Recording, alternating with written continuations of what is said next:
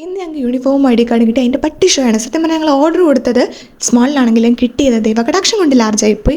ഇങ്ങനെയുള്ള പ്രശ്നങ്ങൾ നമ്മൾ യുക്തിപൂർവ്വം പരിഹരിക്കണം. സോ ലാർജിൻ്റെ അവിടെ സ്മാൾ എന്നത് ഞങ്ങൾ ആ പ്രശ്നം അങ്ങ് പരിഹരിച്ചു. അവിടുന്ന് നേരെ ഇൻസ്റ്റിറ്റ്യൂട്ടിൽ ചെന്ന് കയറുമ്പോൾ തന്നെ ഒരു ട്രാൻസ്ഫോർമേഷനാണ്.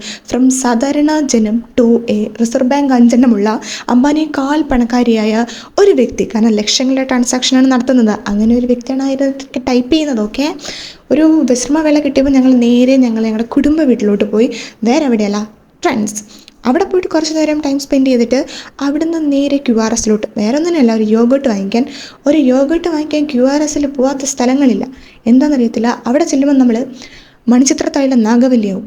പാലിക്കാമാല, യോഗട്ടിൻ്റെ ബ്ലൂബെറി ഫ്ലേവർ, മാംഗോ ഫ്ലേവർ, ഇങ്ങനെ പോവും. യോഗട്ട് വാങ്ങിക്കാൻ നമ്മൾ യോഗട്ട് മാത്രമേ വാങ്ങിക്കാവൂ. അങ്ങനെ ഒരു മൈൻഡ് സെറ്റ് നമ്മൾ ഉണ്ടാക്കിയെടുക്കണം. എന്തോ ആ മൈൻഡ് സെറ്റ് എനിക്ക് ഇല്ലാത്തതുകൊണ്ട് ഞാനൊരു ബനാന മിൽക്കും അതേപോലെ ഒരു ചീസും പിന്നെ ഒരു ഡ്രിങ്കും വാങ്ങിച്ചു.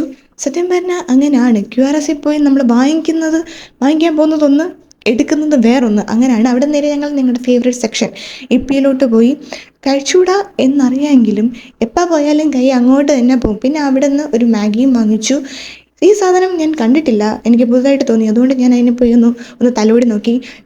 തേങ്ങ വരെ പോയി കുലുക്കി നോക്കി. അവിടെ നിന്ന് നേരെ ഇറങ്ങി വീണ്ടും ഇൻസ്റ്റിറ്റ്യൂട്ടിലോട്ട്. അപ്പോൾ അത്രയേ ഉള്ളൂ. Tata, bye bye.